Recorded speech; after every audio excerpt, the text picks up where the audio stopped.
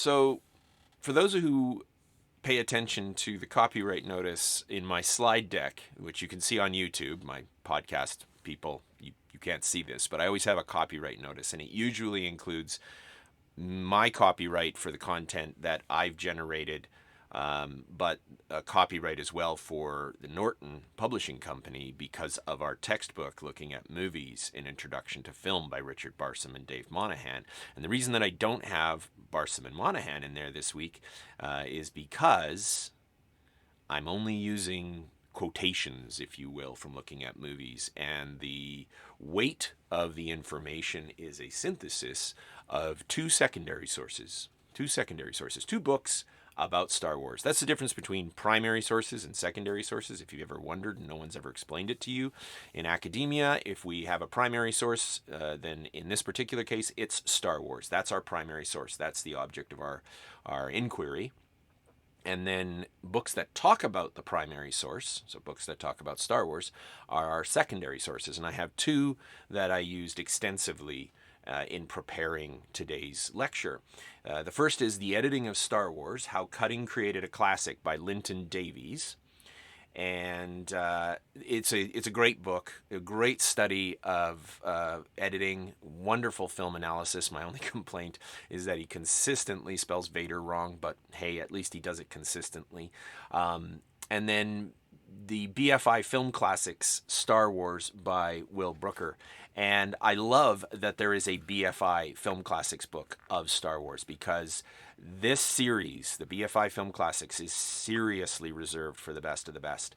And this was such a surprise to me, not only because I received it as a Christmas gift, but because I was surprised that somebody had done a BFI Film Classics. I always kind of thought of BFI as being a bit too snobby for that, but I love BFI Film Classics books. I collect them. When my wife and I were in London, I made her go with me to the BFI building, and although we couldn't explore most of the space, boy, I'll tell you, we rocked the gift shop.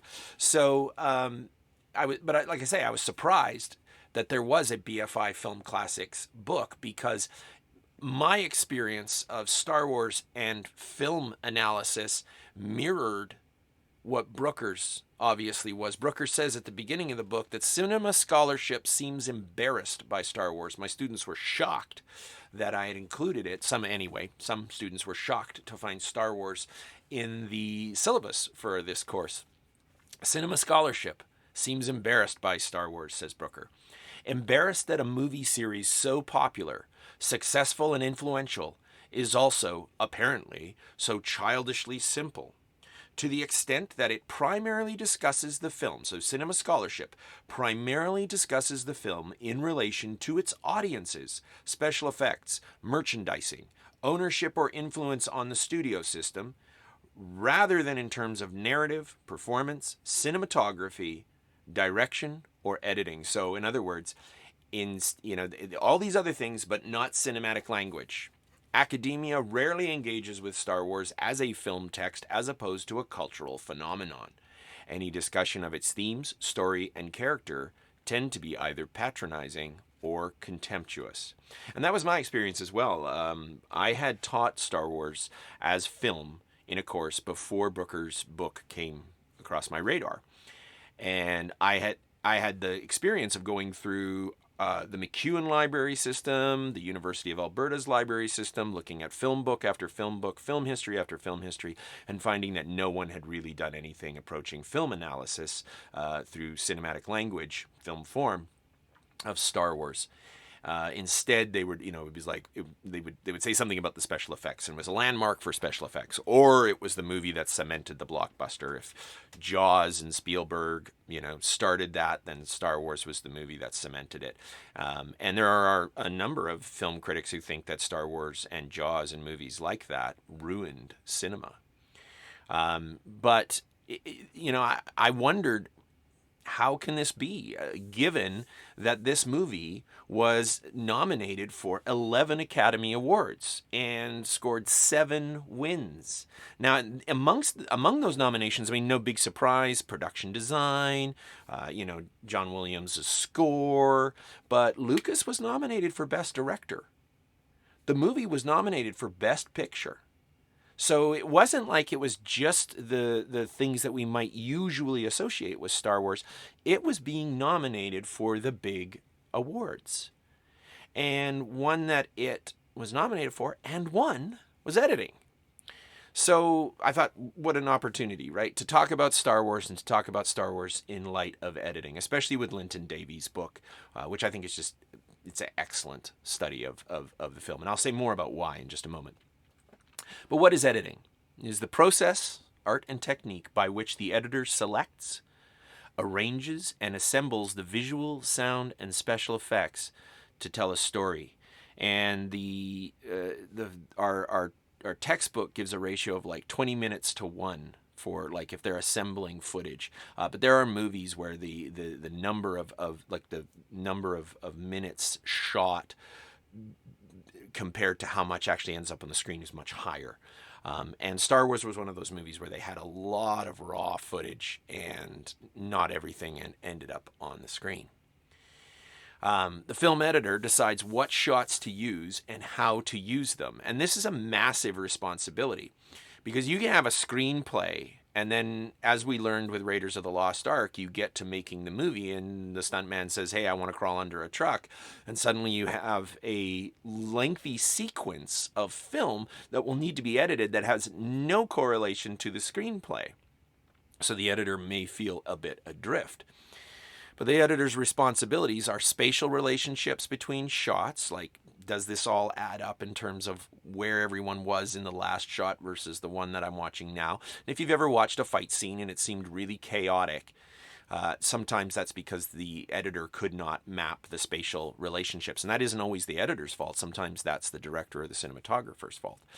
Temporal relationships between shots, how quick should the edit be? Should they do a jump cut where they take some of the time out? And the overall rhythm of the film, how it paces. That's all on the editor. We think about the screenplay as this end-all be-all of how story gets constructed, but editing is where story is compiled, cinematic story is compiled for the final draft, as it were. No shock, we edit final drafts for papers and for stories, and we edit final drafts for film as well, it seems. Now, with Star Wars, there were 3 editors, Richard Chew, Marcia Lucas, and Paul Hirsch. And they were called in after the first editor, John Jimson, was booted off the film. Now, don't get the impression that Jimson was a crap editor. He wasn't. He'd worked with people like Hitchcock. It's just that he did things in a very standard Hollywood way. And Chew, Lucas, and Hirsch were brought on to take what Jimson had done to that point and revise it so that the film would be punched up. Now, there are a number of videos on the internet that say that, Star Wars was saved in the edit. There is a video that's called How Star Wars Was Saved in the Edit. And I've read, there's an article by a guy named Jim Nelson called How Marcia Lucas Saved Star Wars. And it, I think it inflates her role, which is good because her role has been diminished in certain cases. One of the definitive books on the making of Star Wars, J.W. Rinsler's The Making of Star Wars, does not give a ton of attention to Marcia Lucas's contributions. This is something that I'll expand upon in just a little while. But the idea that there was nothing there to begin with is ridiculous. A good editor cannot save utter crap. If a film has been poorly shot, if a film is absolute garbage, the editor can make it better. There's no doubt about that.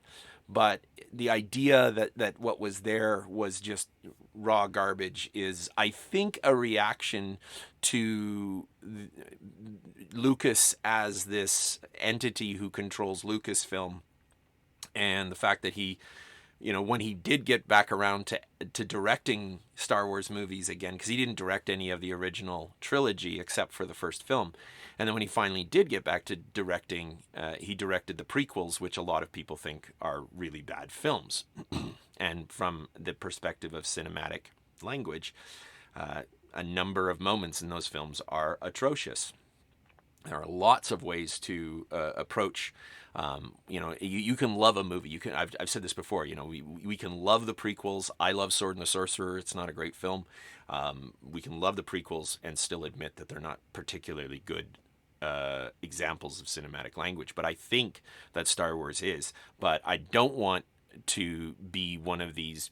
I don't want to be on this bandwagon of how Star Wars was saved in the edit, because I don't completely buy that, and I'll explain why as we go through, because you'll see how elements of mise en scène that had to have been there when they were shooting are part of why the editing could do what it does ultimately. Linton Davies in the editing of Star Wars says that the impact of editing on a film often appears to be dismissed as almost incalculable. Most people don't approach analysis of film by looking at editing. And again, Rinsler, in his making of Star Wars, I think gives short shrift to the editing process. I don't think he talks enough about it. He talks about just about everything else with the film, but he doesn't talk about editing near as much as I think he should have. So I'm thankful for Linton Davies, and I'm also thankful for those videos like how Star Wars was saved in the edit. I love that video exists. I love that I can go and I can see a very succinct breakdown of where editing may have done some really amazing things with the narrative. I won't for a moment say that I think that whatever was there before Chew and Lucas and Hirsch were brought on board was super fantastic. Near as we can tell, there were some really, really great narrative decisions made, and I'll talk about those as well in the rest of the lecture. But there's little attempt, Davies says, ever made to quantify and examine the effects of editing in a practical fashion.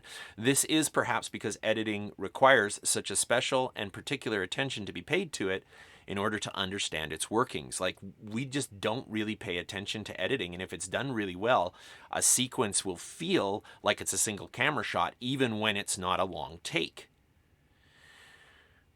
Whereas production design, cinematography, or special effects jump out at the viewer, Davies says, editing tends towards the opposite, giving rise to its reputation as the invisible art of cinema. So editing is tough to analyze. It takes a lot of work.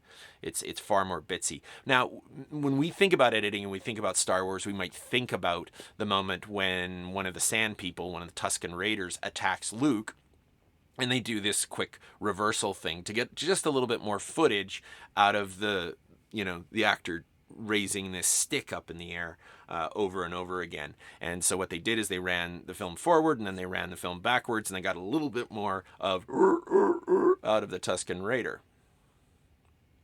Or they may also be aware, there's those people who watch movies for continuity errors, and I suppose that's an interesting hobby. I just don't really get 100% why people do it, but they may notice that the sequence where Luke is at Obi-Wan's house is out of order, that at the beginning of that sequence, Luke is working on C-3PO.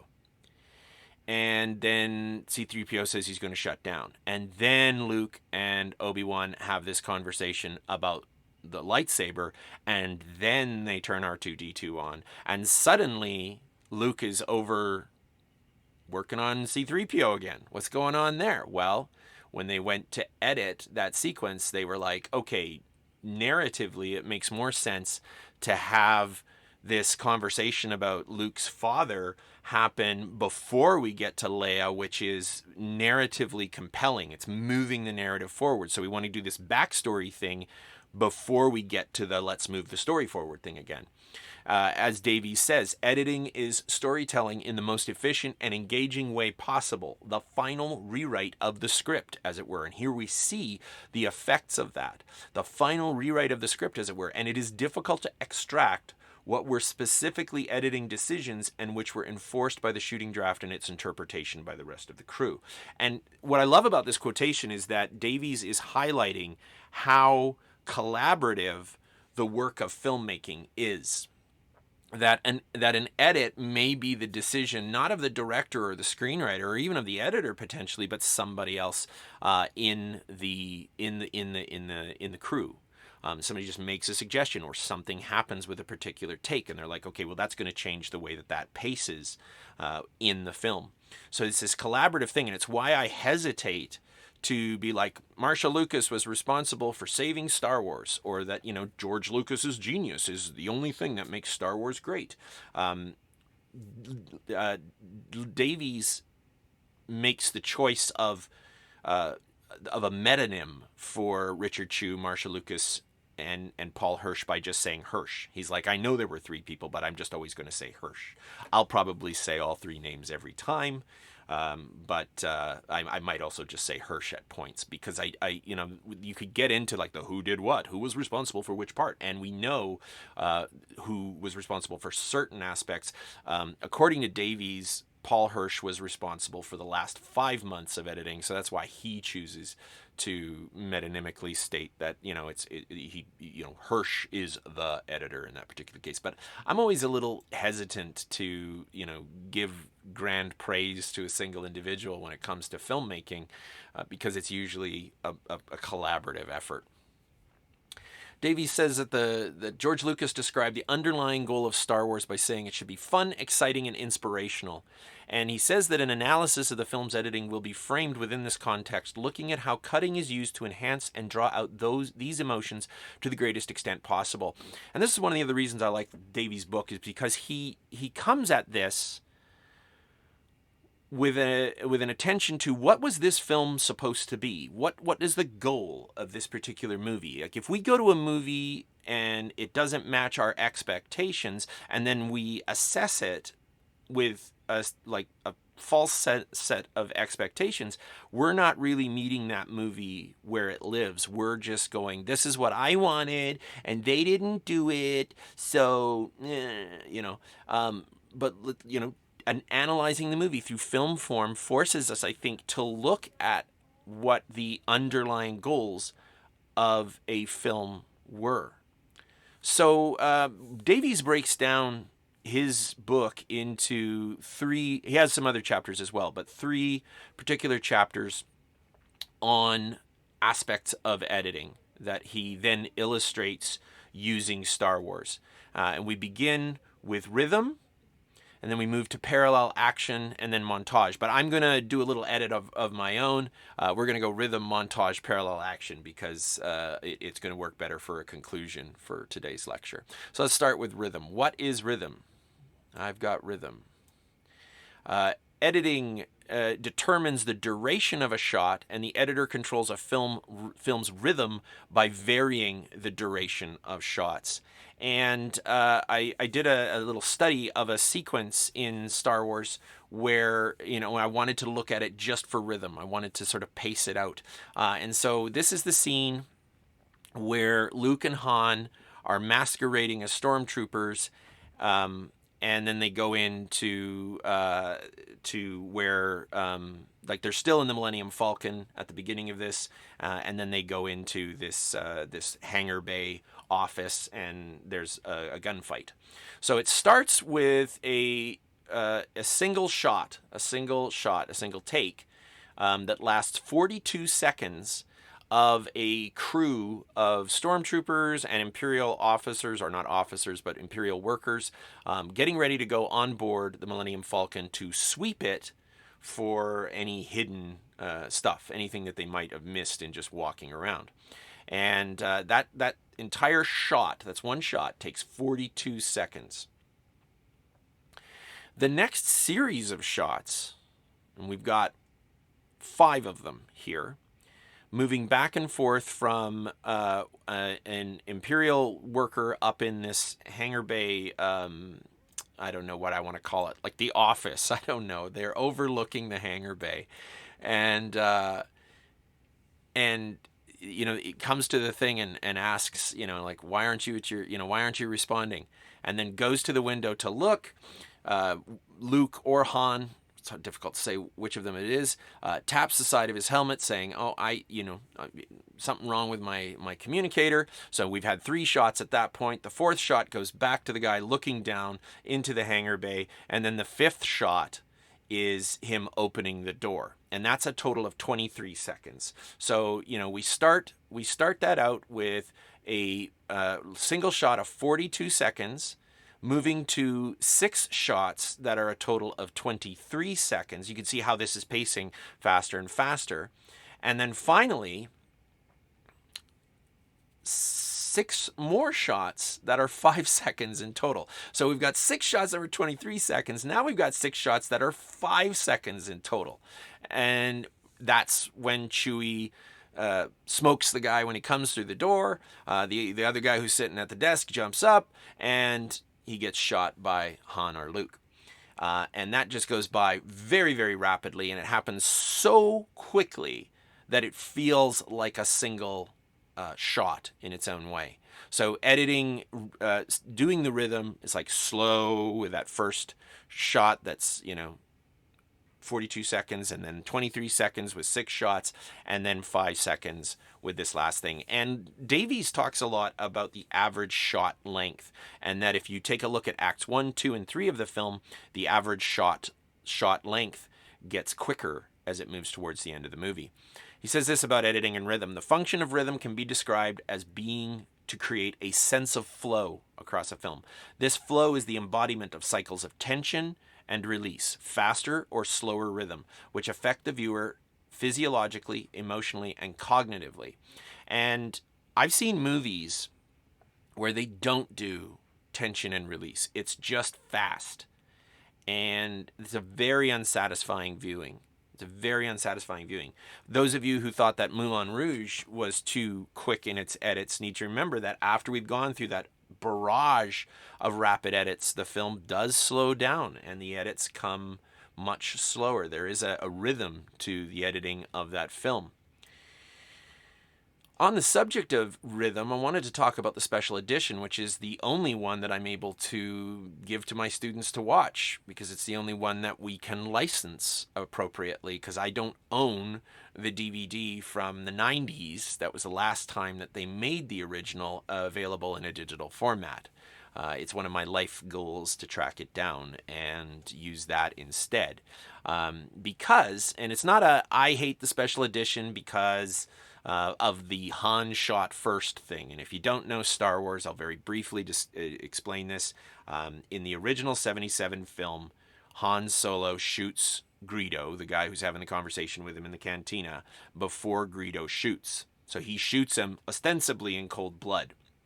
When they made the special edition, it was decided that Han's a hero. Heroes don't shoot first, and it's like ignoring his narrative arc, which is that he's not a hero when they first meet him. He's a scoundrel. But they did this very clunky digital edit of that moment where Han, like Greedo shoots at him, and they edited Harrison Ford's head to kind of kick to the side, and then he shoots Greedo in response. And there's all sorts of fan outrage over that. And I used to have a shirt even that said Han shot first. It's one of those things that it bothers me, because it's like, why'd you have to mess with that?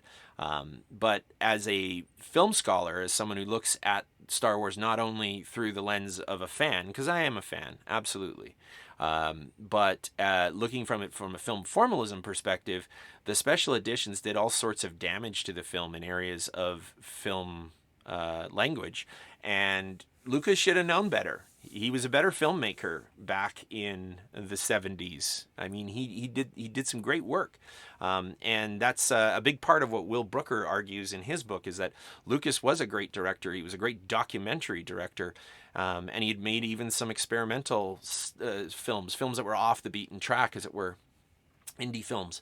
And when we get the special edition, we've got this weird thing that the rhythm of the film is slowed down by all these digital insertions, these extra scenes of Mos Eisley, this spaceport. And it's Lucas getting to finally represent Mos Eisley the way he saw it in his head, because, they couldn't do it back in the 70s just the way that it was in his head.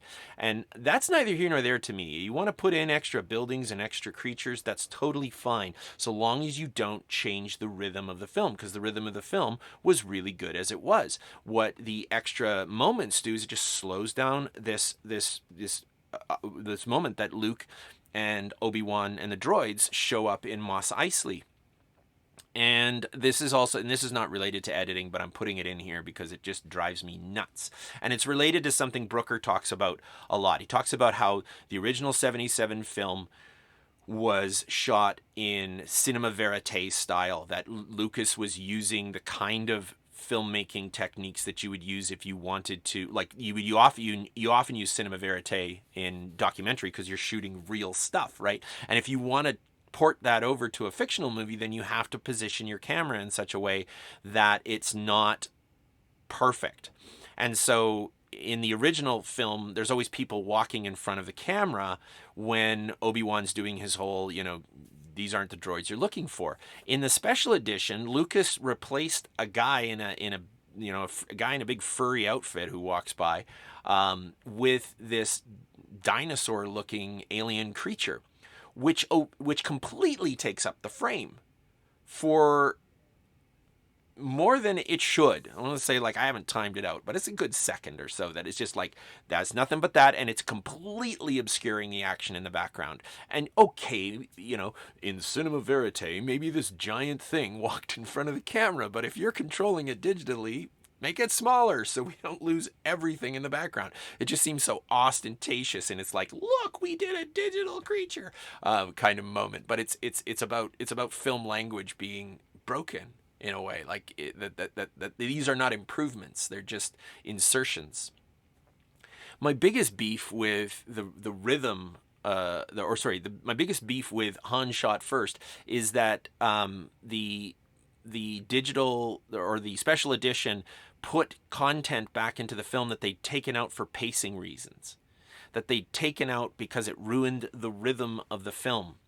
And it worked like this. So you have the scene with Greedo in the bar. Han shoots him.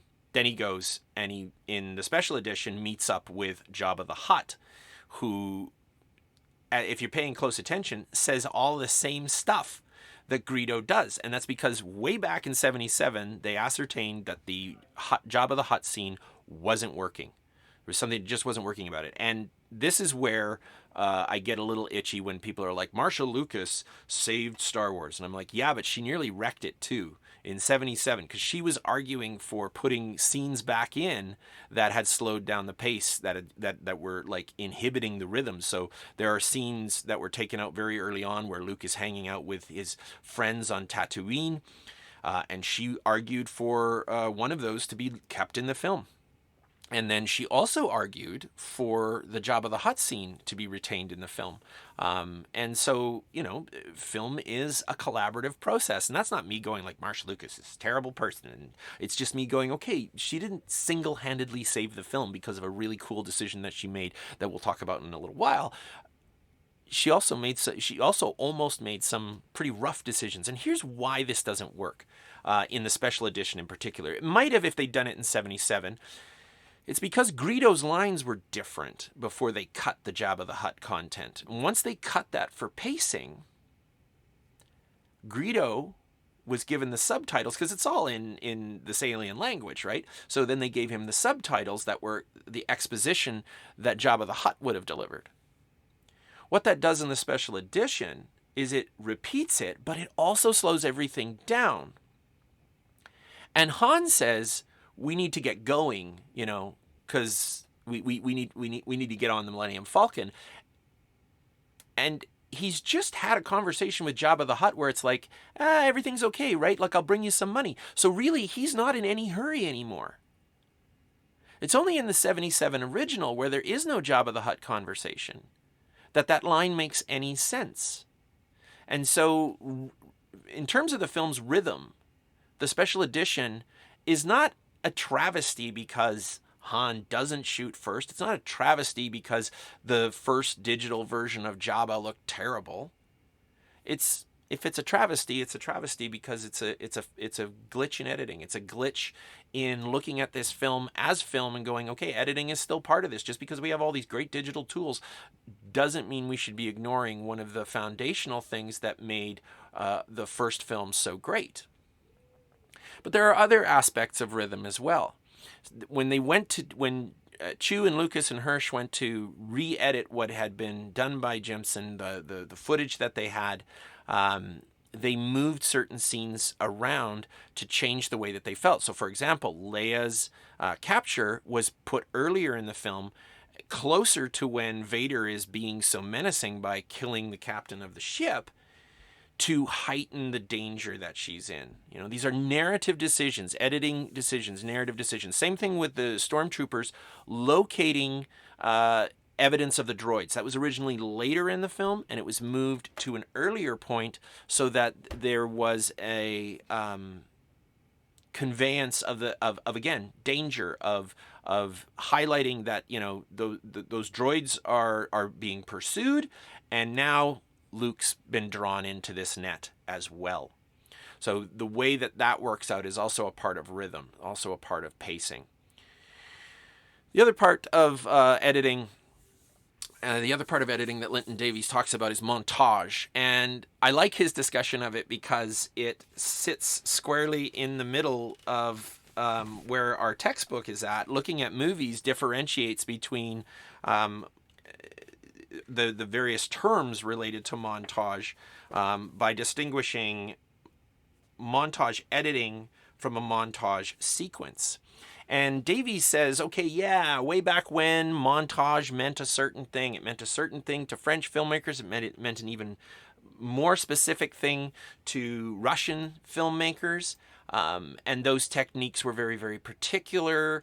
And if we're going to get really bitsy with our jargon, then yes, montage is something different than what Davies ultimately ends up talking about. But his contention, and I agree with him, is that we've absorbed the techniques of Russian montage into standard filmmaking. So people like George Lucas were aware of techniques that Russian filmmakers used, like the Kuleshov effect, which is, you know, used in this sequence where Luke rolls up to his aunt and uncle's farm and it's been burned out by the stormtroopers. And both Brooker and Davies talk about this, that this is, you know, Brooker says that this is like an homage to the film The Searchers. It's a classic Western. So Lucas is giving homage to some classic film here. But it's also an example that Davies cites of the Kuleshov effect, where they took, you know, a man's stare and they edited it against a bunch of different objects, and people interpreted what his expression meant, what the man's expression meant, differently based on whatever image came next. So it's like guy's stare and then an object, guy's stare, different object. And the object changed the way that people interpreted the emotional affect of the subject.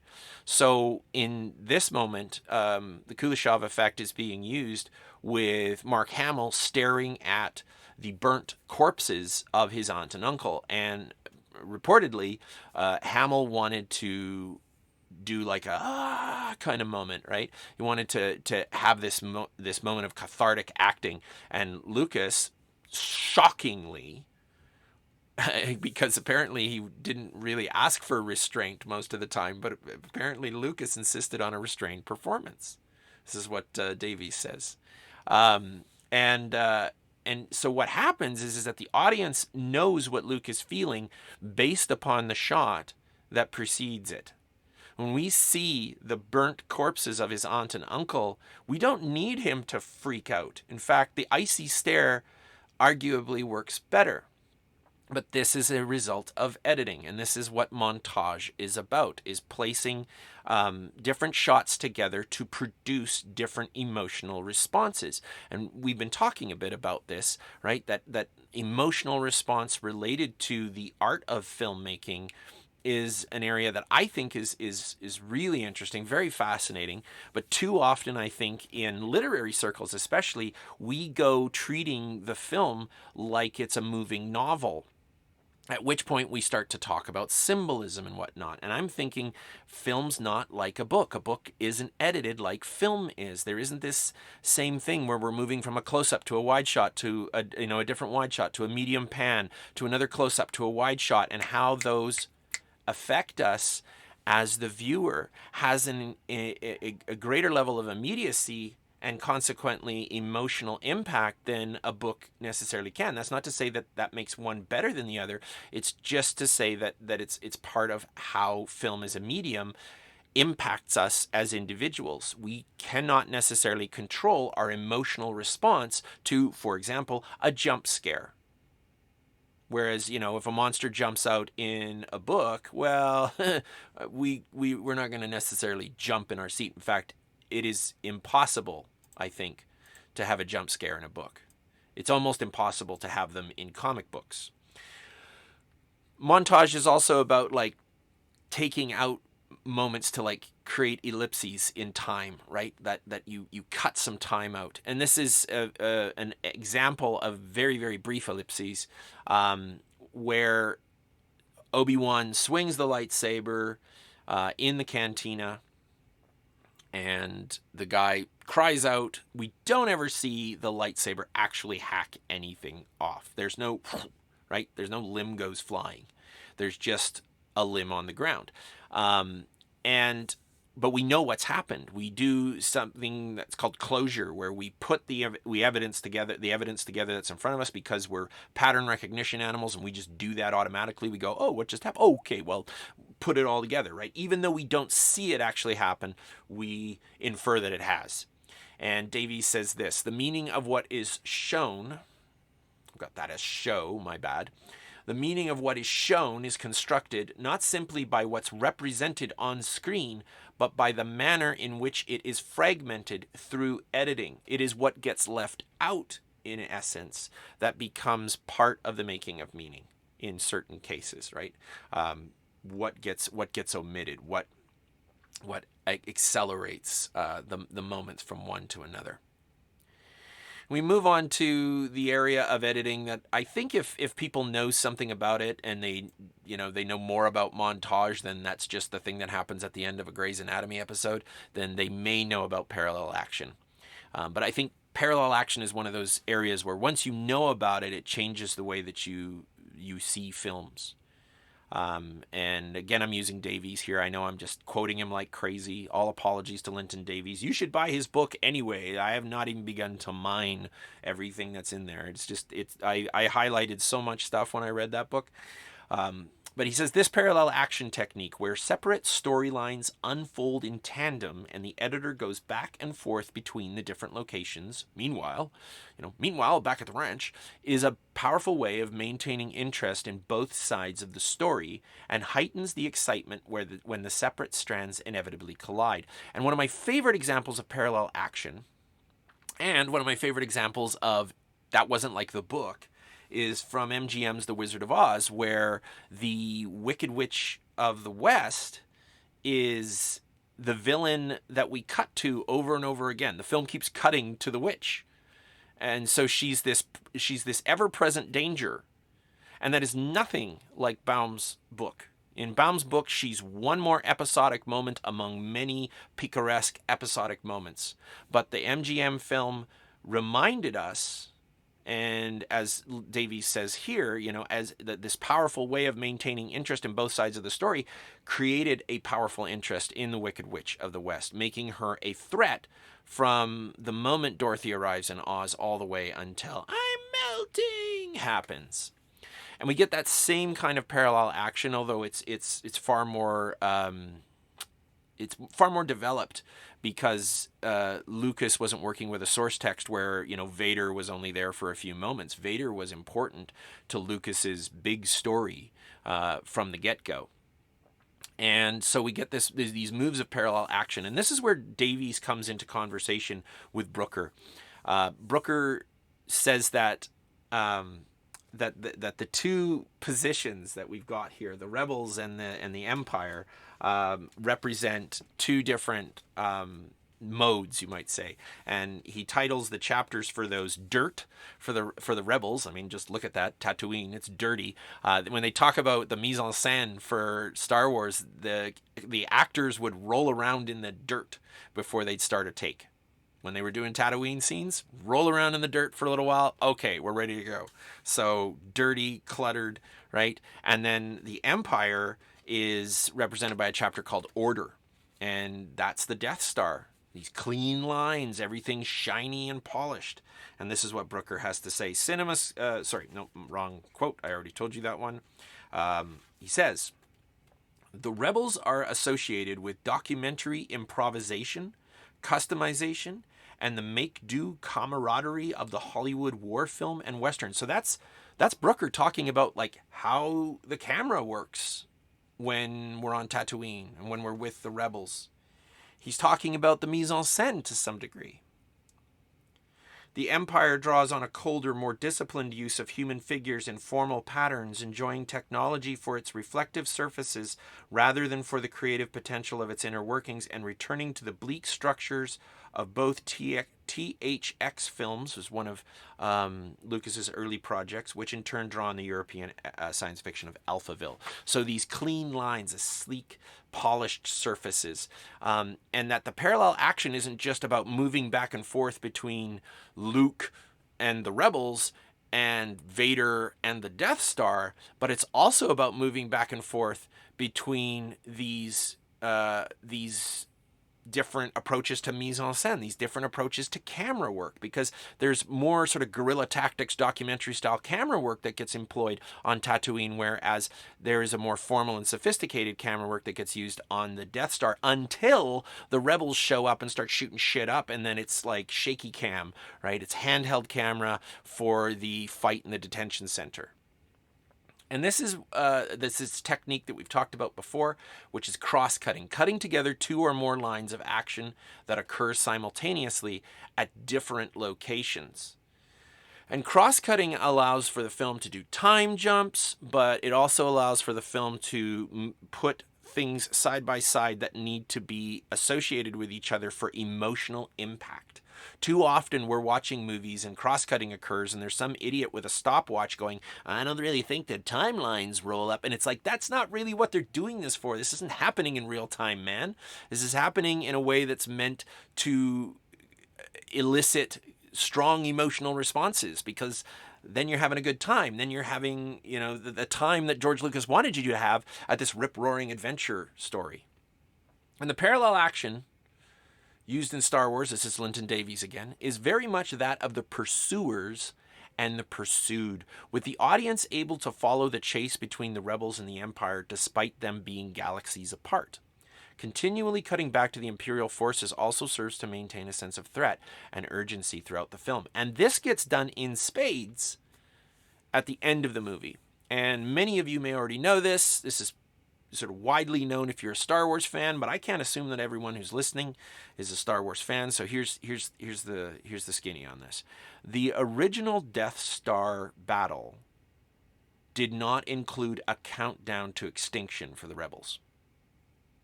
The original Death Star battle did not include we're almost to the Rebel base and we'll be able to blow them up. There was no ticking clock. And that was introduced in the editing process. And most of the accounts that I've read about it state that it was Marcia Lucas who came up with this particular innovation, that she said, we need something here that's going to raise the stakes. Because she said, like, when Harrison Ford flies in and saves the day, when the Millennium Falcon shows up, you need the audience to cheer. The stakes were too low because it was just these ships were going and they were attacking the Death Star, and if they lost, well, then a bunch of them were dead. But it wasn't the end of the rebellion. So the editors took footage from other moments in the film and spliced it together along with these animations of, computer readouts showing that the Death Star was getting closer to the Rebel base. And that heightened that tension incredibly. I try to imagine the end of the film without that, and I'm like, okay, yeah, that would have fallen flat. So the ending of Star Wars, we might say, was saved in the edit. I don't know that the whole film was saved in the edit, because as I say, there's a lot that was already there. And if you don't have the initial content to work with, you can't really fix things in the edit. Finally, montage is often seen, once again, Linton Davies, seen to be where editors are most free to be creative, to ignore certain laws of continuity in order to prioritize feeling and emotion. To prioritize feeling and emotion. And we should never forget this when we're analyzing a film, remembering that a filmmaker's goal most of the time is to make us feel something more than anything else. It's rare that movies are about us having some great thinking moment. It's more about hitting us in our emotional centers. At every opportunity, Hirsch cuts away from the final battle to focus on Tarkin or Princess Leia. And he talks about a 3-shot pattern. So it's rebel ships, then Leia, and usually it's like rebel ship, somebody explodes, they've lost one of their guys, cut to Leia, she looks concerned, cut to Tarkin, he looks like a robot, he doesn't care, he's impassive. And there's this 3-shot pattern that's repeated 5 times throughout the sequence. And that's the thing I love about analyzing editing, is that once you get in and you start taking screenshots of certain moments in the film and then timing out how long the sequence is or looking for repetitions, it begins to be a bit like really deep dive poetry analysis. This 3-shot pattern is repeated 5 times throughout the sequence and is an excellent example of montage editing combining images to create an impression far greater than the sum of its individual parts, because any of those things taken in and of themselves doesn't convey the same thing that putting all 3 of those together does. And that's what they saw in the early edit, is that the Death Star battle without Leia, without Tarkin, wasn't as good. Because you look at the movie again, and you see Tarkin right before the thing blows up. It's almost like, hey, let's remember this monster right before he gets obliterated. And it's great because it's about that audience reaction, right? It's about the audience sitting there and going, oh no, they've lost another ship. And then Leia mirroring that for us, right? Quite often, actors are mirroring the experience that we're supposed to be having as a viewer. And then cut to Tarkin, and we're like, oh, they need to get rid of him. And then they do. Finally. And so this idea of editing, combining images to create an impression far greater than the sum of its individual parts, being able to cut a movie together in a way that generates emotions, and knowing that the original footage that they have here, I mean, all they did was they went and did those animated sequences that showed the Death Star getting closer, and then they did some voiceovers that made sure that we understood that that was happening. But the footage itself already existed. They'd shot all that. It was all in the can. But it couldn't elicit the same emotional response that the arrangement of these shots could. And that's the power of editing. And using Star Wars as an example of editing, the reason I chose it isn't just because of those Academy Awards. The reason I chose it isn't just because I'm a fanboy.